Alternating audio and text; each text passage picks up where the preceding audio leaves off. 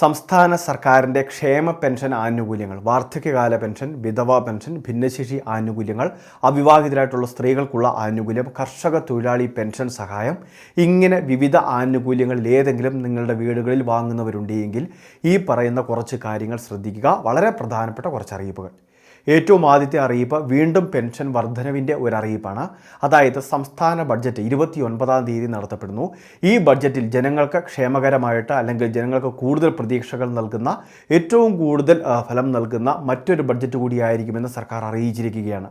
ക്ഷേമ പെൻഷൻ തുകയിൽ വീണ്ടും ഒരു വർധനവിന് കൂടി സാഹചര്യം ഒരുങ്ങുന്നതായിട്ടാണ് ഏറ്റവും പുതിയ വിവരം.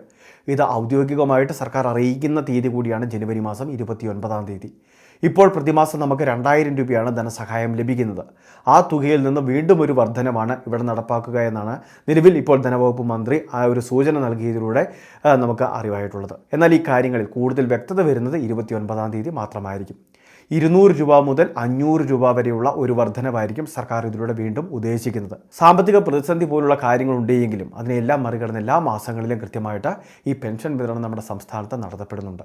അതുകൊണ്ട് തന്നെ ഇനിയും പെൻഷൻ വാങ്ങുന്ന സജീവമായിട്ടുള്ള എല്ലാ ഗുണഭോക്താക്കൾക്കും ഏറ്റവും കൂടുതൽ പ്രതീക്ഷ നൽകുന്ന ഒരു ബജറ്റായിരിക്കും 29-ാം തീയതി വരാനുള്ളത്. രണ്ടാമത്തെ ഇതുമായി ബന്ധപ്പെട്ടിട്ടുള്ള മറ്റൊരു പ്രധാനപ്പെട്ട കാര്യം, നമ്മളുടെ സംസ്ഥാനത്ത് വരുമാന സർട്ടിഫിക്കറ്റ് ചിലരോട് സമർപ്പിക്കുന്നതിന് വേണ്ടി സംസ്ഥാന സർക്കാർ നിർദ്ദേശം നൽകിയിട്ടുണ്ട്.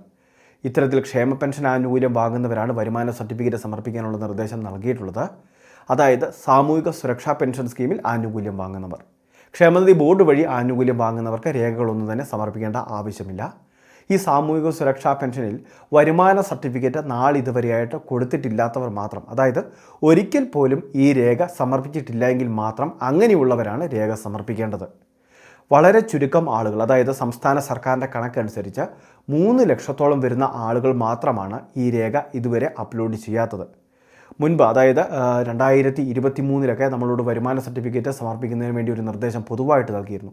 അതിനുശേഷം പിന്നീട് വരുമാന സർട്ടിഫിക്കറ്റ് എല്ലാവരോടും വീണ്ടും ഒന്നുകൂടി പുതുക്കാൻ സർക്കാർ ആവശ്യപ്പെട്ടിട്ടില്ല. എന്നാൽ 2019 വരെയൊക്കെ പെൻഷൻ വാങ്ങിക്കൊണ്ടിരുന്ന ഗുണഭോക്താക്കളിൽ ചിലരാണ് ഇത്തരത്തിൽ വരുമാന സർട്ടിഫിക്കറ്റ് മുൻപ്, അതായത് സമർപ്പിക്കാത്തത്. അങ്ങനെയുള്ളവരോടാണ് ഈ നിർദ്ദേശം വന്നിട്ടുള്ളത്. അതുകൊണ്ട് തന്നെ വരുമാന സർട്ടിഫിക്കറ്റ് സമർപ്പിച്ചോ എന്ന കാര്യങ്ങളിൽ എന്തെങ്കിലുമൊക്കെ സംശയങ്ങളുണ്ടെങ്കിൽ സേവനയുടെ പെൻഷൻ വെബ്സൈറ്റ് സ്റ്റാറ്റസ് പരിശോധിക്കാം. അവിടെ വാർഷിക വരുമാനത്തിൻ്റെ കൃത്യമായിട്ടുള്ള ഒരു സ്റ്റാറ്റസ് കാണാൻ സാധിക്കും. വരുമാന സർട്ടിഫിക്കറ്റ് സമർപ്പിച്ചിട്ടില്ല എന്നാണ് കാണുന്നതെങ്കിൽ നിങ്ങൾ വരുമാന സർട്ടിഫിക്കറ്റ് സമർപ്പിച്ചാൽ മതി. ഇനി വരുമാന സർട്ടിഫിക്കറ്റ് ഉൾപ്പെടെയുള്ള കാര്യങ്ങൾ അതിലുണ്ടെങ്കിൽ വീണ്ടും അതൊന്നുകൂടി നൽകി പുതുക്കേണ്ട ആവശ്യമില്ല. നാളിതുവരെയായിട്ട് ഇത് സേവനയുടെ സൈറ്റിലേക്ക് അപ്ലോഡ് ചെയ്യാത്ത ചുരുക്കം ചില ഗുണഭോക്താക്കളോട് മാത്രമാണ് ഈ അറിയിപ്പ്. അത് മാത്രമല്ല, 6 മാസത്തോളം അവർക്ക് സാവകാശവും അനുവദിച്ചിട്ടുണ്ട്. ജൂൺ മാസം വരെ ഇത് സമർപ്പിക്കാനുള്ള സമയമുണ്ട്. അതായത് ജൂൺ മാസം വരെ ഒരു തടസ്സവും ഇല്ലാതെ അവർക്ക് പെൻഷൻ ലഭിക്കുകയും ചെയ്യുന്നതായിരിക്കും. ഇനി ഏറ്റവും അവസാനത്തെ പ്രധാന അറിയിപ്പ്, നമ്മളുടെ സംസ്ഥാനത്തെ വിധവാ പെൻഷനും അവിവാഹിത പെൻഷനും വാങ്ങുന്ന സ്ത്രീ ഗുണഭോക്താക്കളാണ് നോൺ റീമാരേജ് സർട്ടിഫിക്കറ്റ് ആധാറിൻ്റെ കോപ്പി കൂടി ചേർത്ത് പഞ്ചായത്തിൽ ഏൽപ്പിക്കേണ്ടത്. അതിനുവേണ്ടിയുള്ള അപേക്ഷകൾ ജനുവരി മാസം വരെയൊക്കെ സ്വീകരിക്കുന്നു എന്നാണ് നിലവിൽ അറിയിച്ചിരുന്നത്. എന്നാൽ ഇപ്പോൾ മാർച്ച് മാസം വരെയൊക്കെ ചില പഞ്ചായത്തുകളിൽ സ്വീകരിക്കുന്നുണ്ട്. അത്രയും നാളത്തേക്ക് നമുക്ക് പെൻഷൻ തടസ്സപ്പെടുകയില്ല. 60 വയസ്സിൽ താഴെയുള്ളവരാണ് ഈ രേഖ സമർപ്പിക്കേണ്ടത് എന്നൊരു കാര്യം കൂടി പ്രത്യേകം ശ്രദ്ധിക്കുക. നോൺ റീമാരേജ് സർട്ടിഫിക്കറ്റിന് വേണ്ടി ഓൺലൈൻ വഴി അപേക്ഷകൾ വെക്കണം. അതിനുശേഷം ലഭിക്കുന്ന രേഖയാണ് നമ്മൾ ആധാറിൻ്റെ കോപ്പി കൂടി ചേർത്ത് പഞ്ചായത്തിൽ ഏൽപ്പിക്കേണ്ടത്. അപ്പോൾ ഈ പ്രധാനപ്പെട്ട അറിയിപ്പ് തീർച്ചയായിട്ടും എല്ലാവരും ശ്രദ്ധിക്കുക, എല്ലാവരിലേക്കും ഷെയർ ചെയ്ത് എത്തിക്കൂടി ചെയ്യുക. ഇതുപോലുള്ള ഇൻഫർമേഷൻ ചാനൽ മറക്കാതെ സബ്സ്ക്രൈബ് ചെയ്യുക, ഫോളോ ചെയ്യുക.